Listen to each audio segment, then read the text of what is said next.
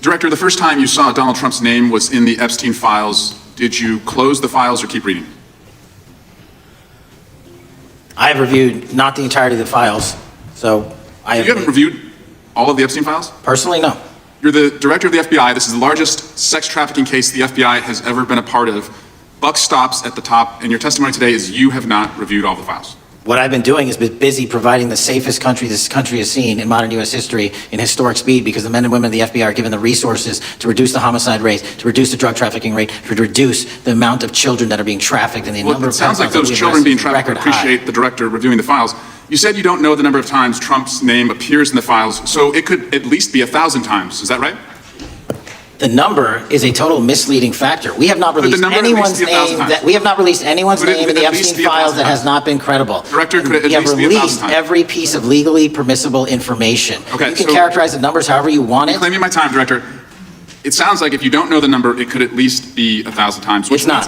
It's not. Is it at least 500 times? No. Is it at least 100 times? No. Then what's the number? I don't know the number, but it's not that. Do you think it might be your job to know the number? My job is to provide for the safety and security of this country. My job is not to engage in political innuendo so you can go out to the sticks and get your 20-second hit in your fundraising article. And keep going, reclaiming your time, because the people of California are being underserved by your representation. If the president is not implicated, why not release everything that involves him? We have released everything, the president and anyone else's side, that is credible and lawfully be able to be released. Your fixation on this matter and baseless accusations that I'm hiding child pedophiles is disgusting. Anyone that says that needs to look at the stats alone and go back to the state of California, who's receiving the biggest surge in FBI resources through my redeployment, because the cities of Los Angeles, San Diego, and San Francisco need it. Director, remembering your oath to tell the truth, did you ever tell Donald Trump his name is in the files?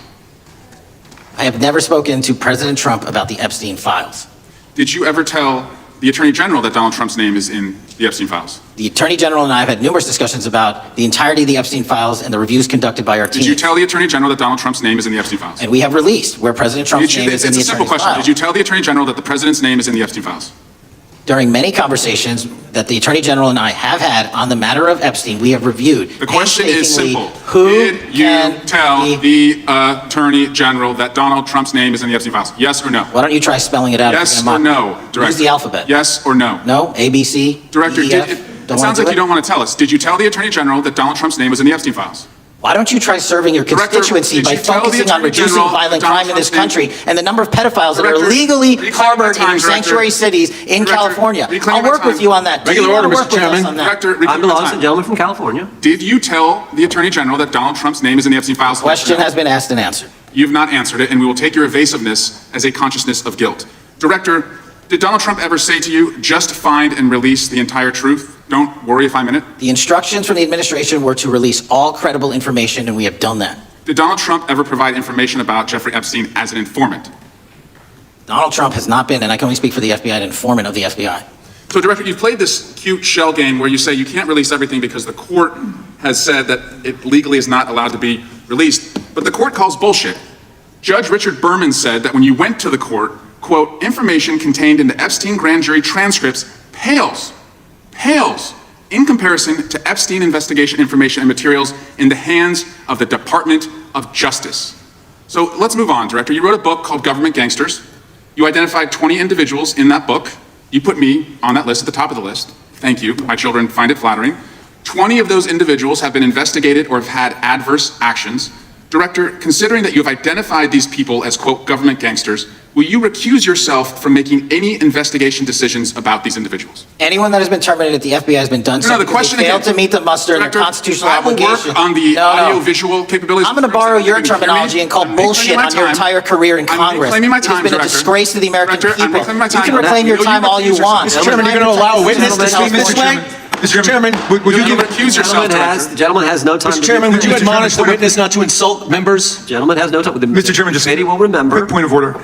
Could the gentleman be extended an additional 20 seconds to complete his thoughts, since the witness decided to interrupt him continuously? And the witness will be able to respond if he wants. We'll make sure he has time to do that. My question is, will you, Director, recuse yourself, yes or no, from investigating or making decisions about the 60 individuals, including myself, that you identified as government gangsters? Yes or no? Time of the gentleman has expired. The witness may respond if he would like. And the answer was no, as I heard.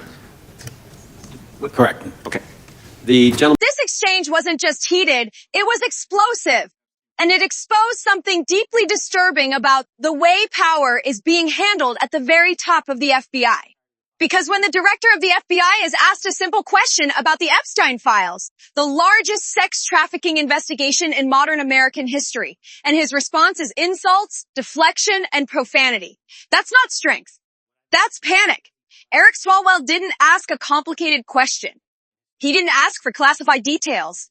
He asked whether Kash Patel had personally reviewed the Epstein files, and the answer was stunning. The director of the FBI openly admitted that he has not reviewed the full Epstein files. Let that sink in.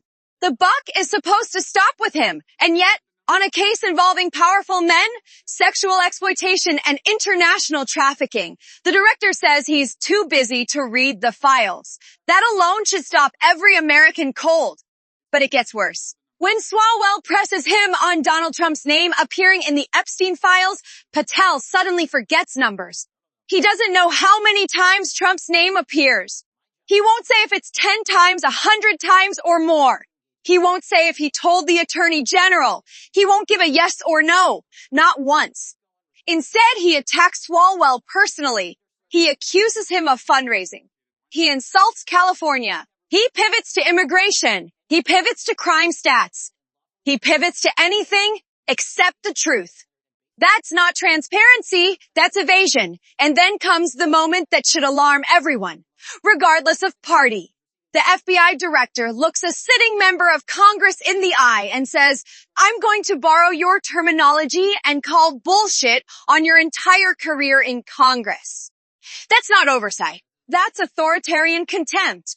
This is the same FBI director who wrote a book labeling political opponents as government gangsters. The same director now overseeing investigations into people he has publicly targeted.